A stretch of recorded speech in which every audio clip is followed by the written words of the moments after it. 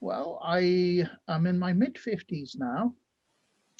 Um, I was born on the Isle of Man, which is a small island in the middle of the Irish Sea, right in the middle of the British Isles. But it's a little independent place of its own. I first started studying the occult when I was about 15 years old, so about 40 years ago. And in that time, I've probably read just about every classic book on the subject there is to read, looked in so many different corners, and learning all the time.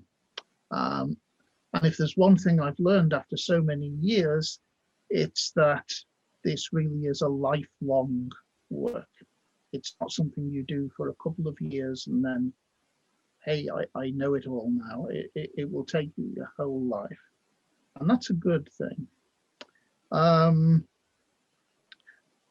as I've learned, I've written books. I run a Patreon for direct in-person teaching with people. And the main thrust of what I do is based upon the whole mythology of the idea of the dragon, which you find at the root of so many myths and so many cultures, that before the universe existed, there was a creative void, a potential, and very often that's pictured as having a dragon or a serpent or sometimes a giant inside it, which is very chaotic. In the mythology, it's often said to devour its own children. And this, of course, is because it's giving out and then it's taking back. But if we imagine this is the primal consciousness, and it wants to be able to see itself, it wants to be able to see everything it can become. And so it's almost like it looks at itself. And in doing that, the universe is created. And in all of these myths, the universe is created out of the body of the dragon. And along comes a being, usually a god or a hero of some description, who then orders the universe.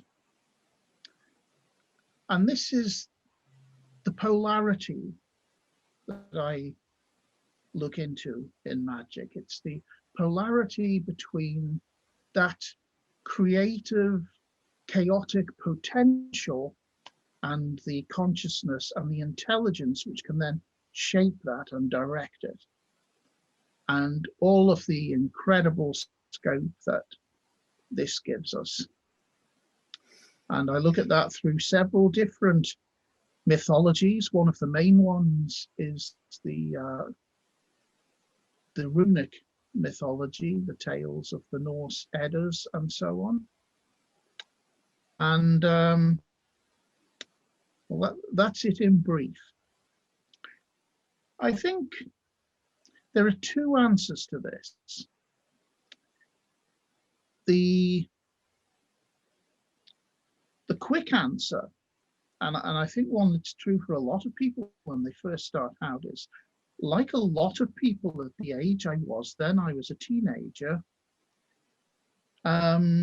you're going through life changes and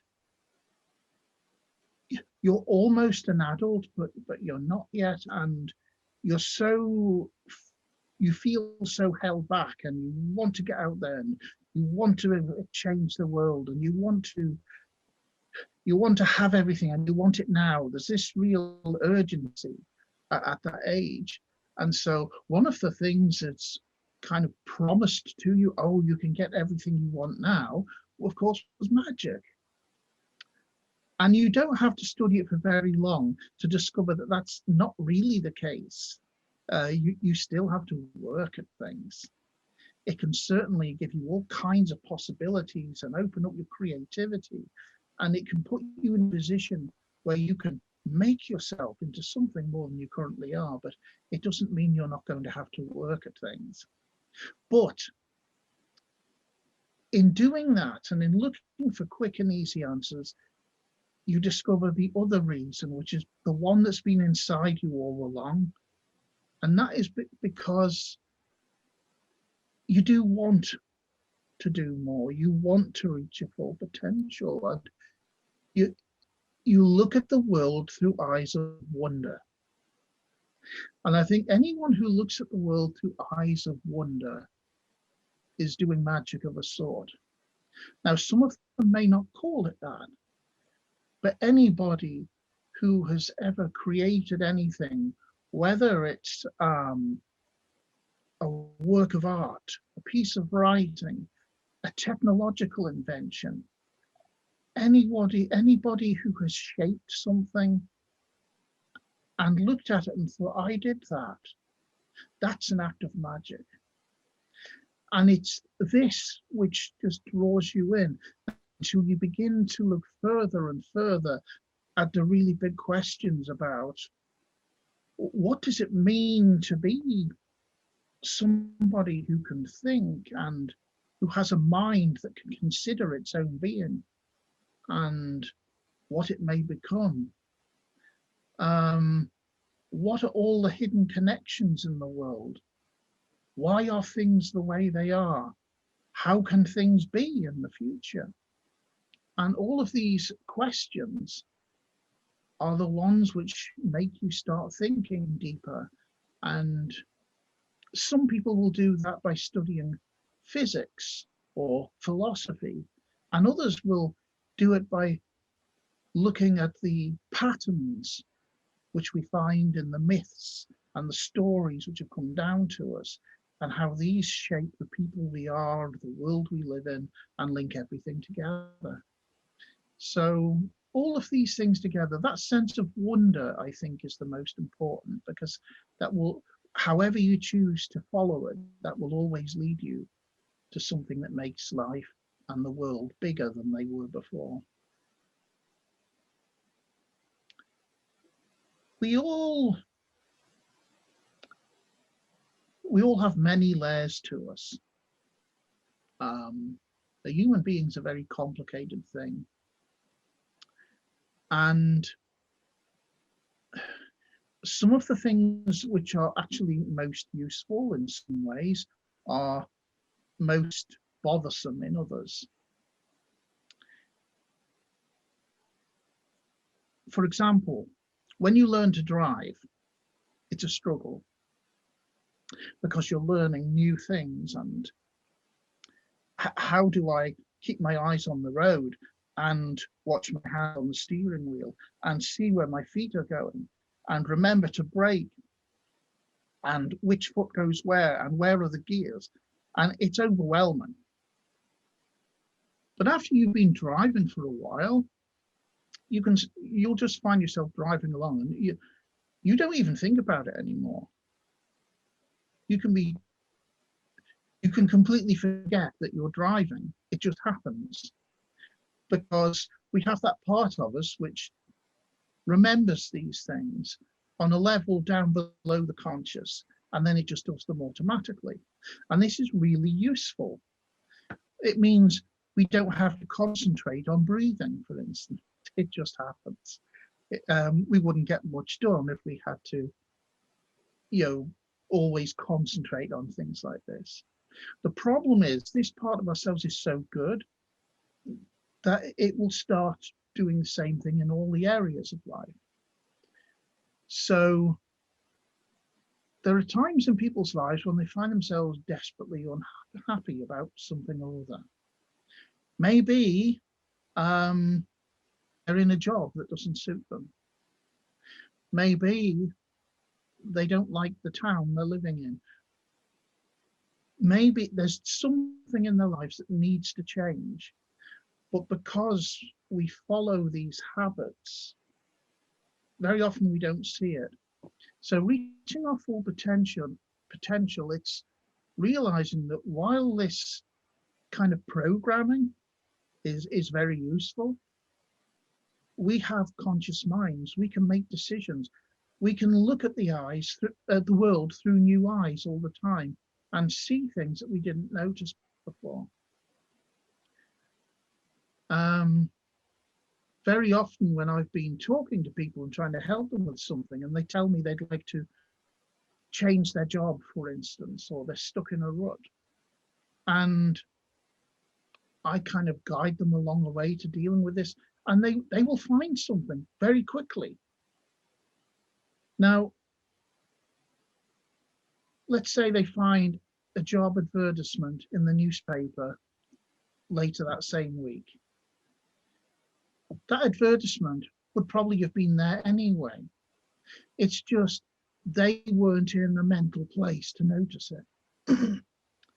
So reaching our potential is basically always being aware of who we are, of what we value, of what we want the world to be like and what we want ourselves to be like, and always looking out for the opportunities when they come along, because we tend to go along on autopilot and we don't notice things.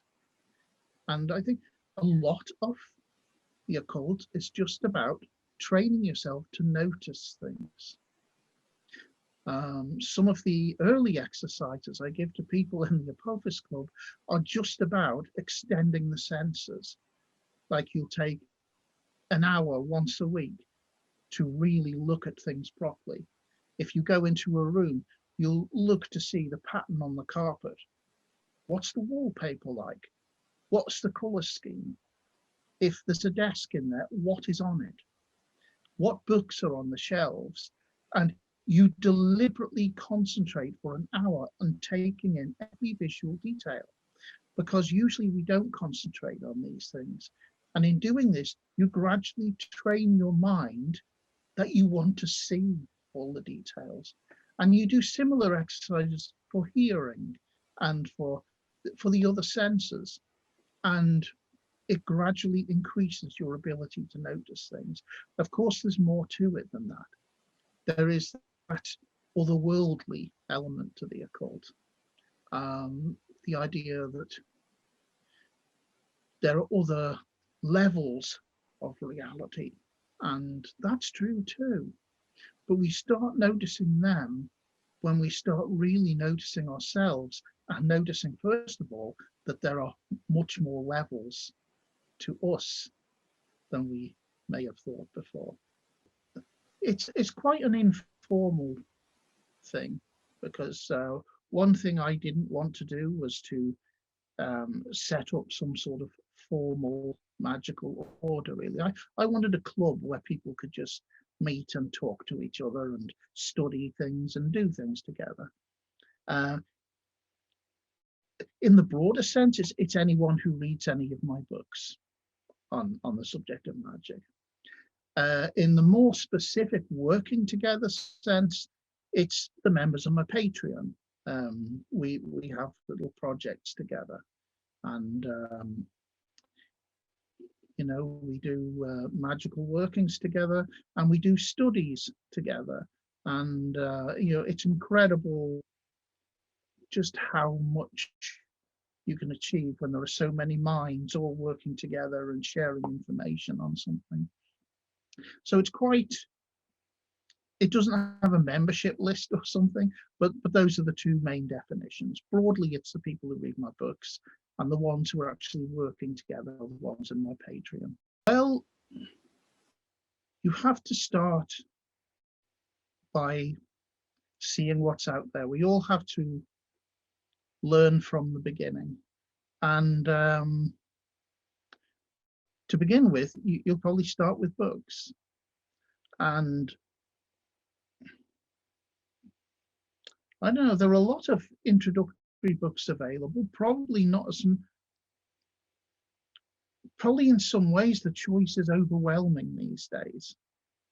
And of course, they're not all the same quality, but the best thing to do is to think about the kind of magic that appeals to you, whether it's Egyptian or Celtic or runic or witchcraft or any of the other traditions around, and choose one and study it.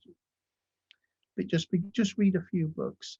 And to begin with, if you're anything like me, you'll start reading a book and realize that you don't know half of the things it's talking about, because they will use jargon, they will refer to things that you just don't know what it is, but that they're referencing because you haven't read anything before. And that shouldn't be disheartening. Just read a few more books and gradually you start putting the jigsaw together from them. And one of the things I would recommend as well is to try to find a group of people, if you can, to work with. It doesn't have to be an organized group. It can be a group of like-minded friends if you've got a few nearby, because everyone will have ideas to put in the pot. And that can really help, because some people will see things that you haven't, and you'll see things that they haven't. So, so that's good.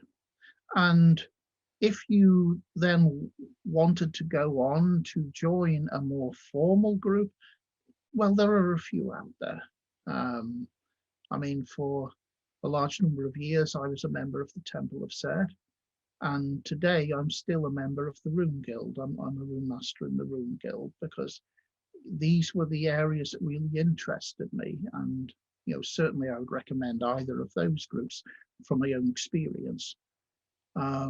So yeah, you start reading, and of course you start putting into practice what you read. Don't be discouraged that you don't understand everything, because you won't to start with. And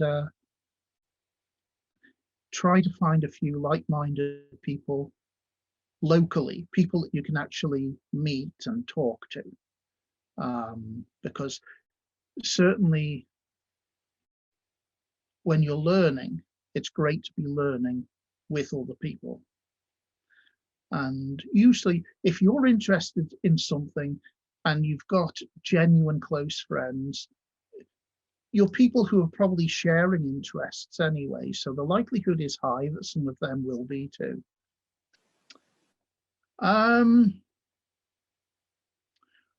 Well, it's changed a lot over the years, and it's not a single change. This is the other thing I would say.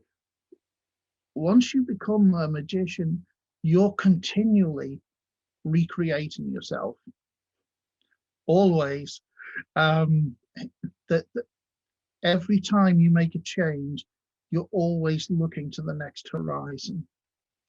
But there's been a whole number of these over the years.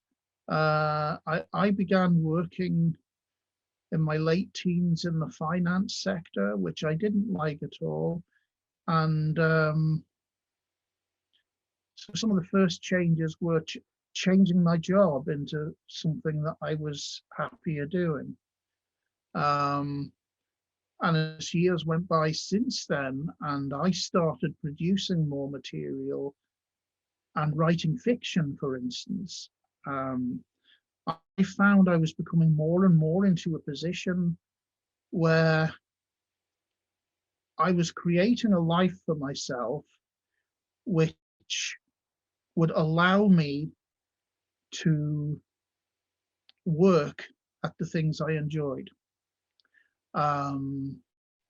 So writing, not just the occult books, but fiction as well. And as well as occult magic, I've always been interested in stage magic and performance. And I now do that as part of my living as well.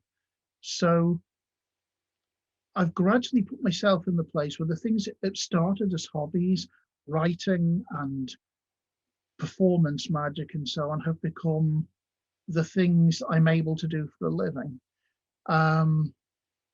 Some of the other changes I've made in my living environment and so on, you can probably see by the rafters above me. I'm living in a centuries-old cottage on the hills by the sea, in a remote little spot, in the place I'd always wanted to live. And You know, I'm self-employed these days doing the things I enjoy. So these are the kinds of changes you make. And of course you make them through work. They don't just happen instantly. You can, I think the thing that magic gives you in these ways is it gives you the sense of who you are and what you should be doing and what you're best at. And then it just sets you on that course so that you make these things happen through work. Okay.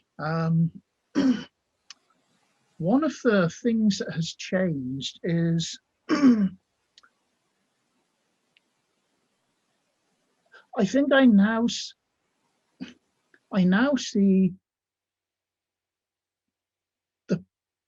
the consciousness in everything. I don't mean that purely in an animistic sense, but I mean I can see the whole world is shaped by consciousness. To an extent, everything is intentional.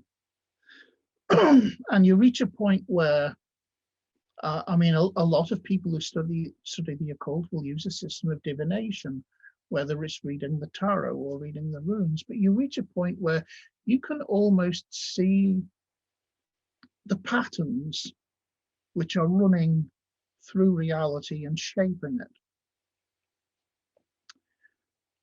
And it's almost like looking out on the world, and it's like a kaleidoscope. You can see the shifting colors and patterns and what's making things the way they are and how they can become something else. And so those are, and also you see this in yourself. You see how although you are a separate mind, all of these things still flow through you. And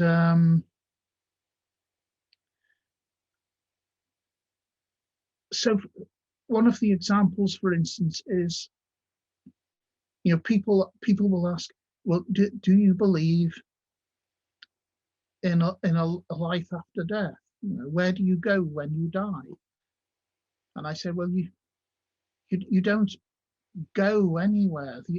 You're there already. In your mind, in your essential, in the essential part of you, you're there already.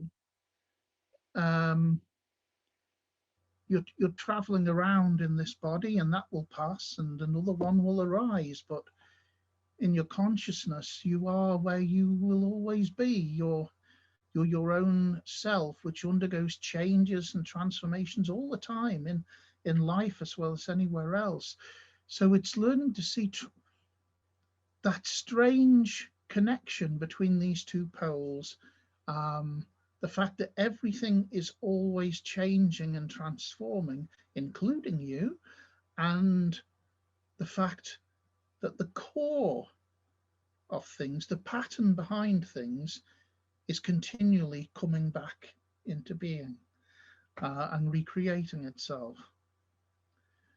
So I would say that's one of the things. It's learning to see the patterns which underlie things and how they flow. Well, the runes are the there are a number of those things which have many levels. On the first level, they are the letters which were used by the old Germanic peoples.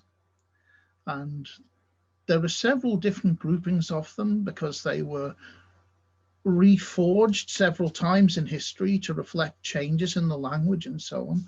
But more than that, the runes had magical meanings. Each rune represented some force, either in your mind or in nature. And the word rune actually means mystery.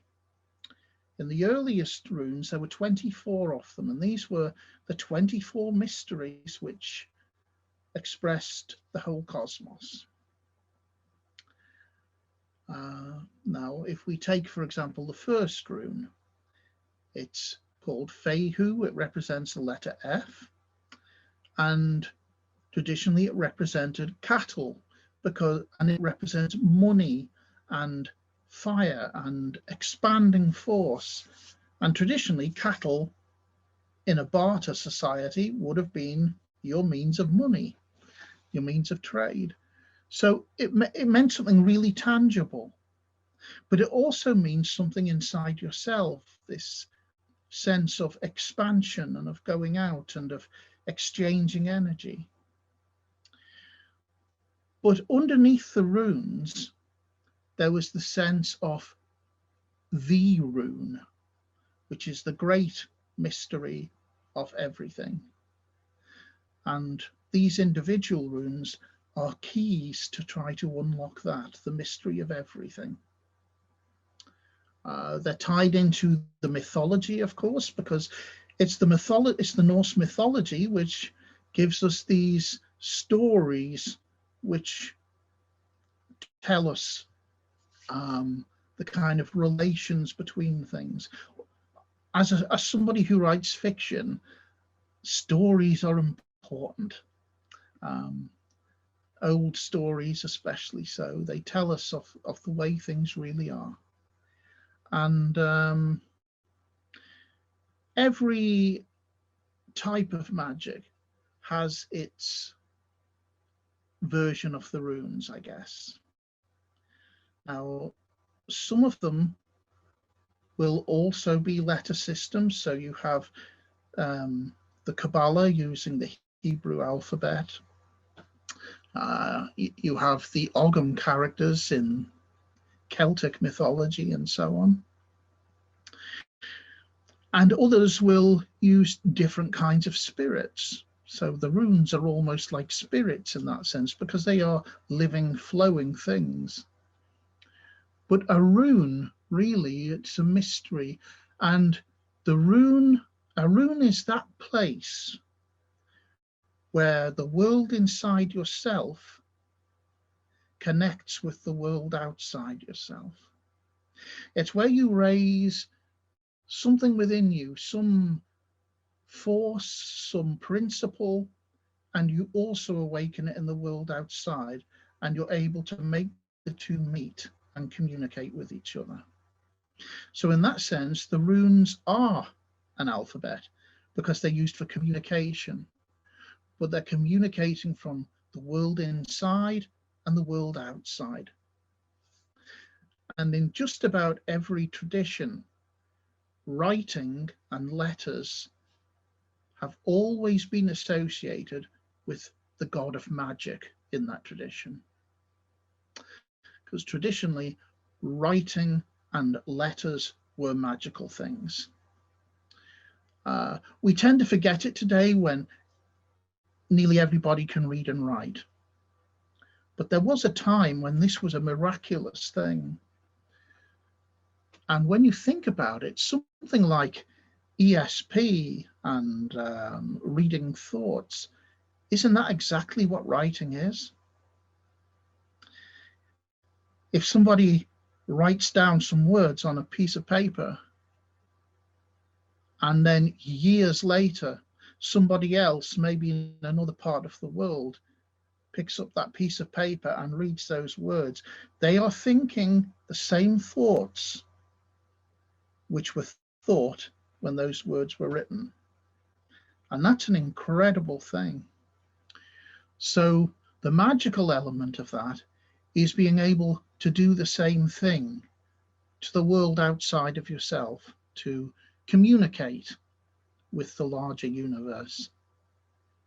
So that's what the runes are, but that is also what the tools of a similar sort that you find in any magical tradition are, because they all have this in one way or another. Well, the dragon is an important part of all we do in the Apophis Club, because it's one half of a pole. It's one half of the pole which creates reality and which powers magic and everything. The dragon goes back to that myth of the primordial being before creation, who dwells in that void of potential before time and before space. And yet it is the source of everything. So when the universe comes into existence, which is just a tiny part of that void, because if you think about it, a void which contains everything that can possibly be also contains everything that doesn't exist. It contains everything that might exist, everything that will never exist, everything that could possibly exist and maybe did once, but it contains it all in potential, whereas the universe contains what does exist. So it's like a small subset of it. But the void is chaotic. It's continually creating and destroying. Now, the universe exists so the dragon can see itself. It's like it's creating space where it can see itself. That's the whole reason for creating it. But it still has this tendency where nothing lasts long, because everything can become anything in that sort of void space. But it's looking because it wants to see. And so the universe is filled with consciousness. And as it evolves, that consciousness starts to look at itself. It becomes self-consciousness. And the first being to realize this is usually one of the very first gods in most mythologies. And they become the god of consciousness. And they set the universe in order. They structure it so that it will last. And these are like the twin poles of magic. You have the shaping ability of consciousness, which is important because you have to have a structure which is going to last long enough for you to be able to do anything or perceive anything.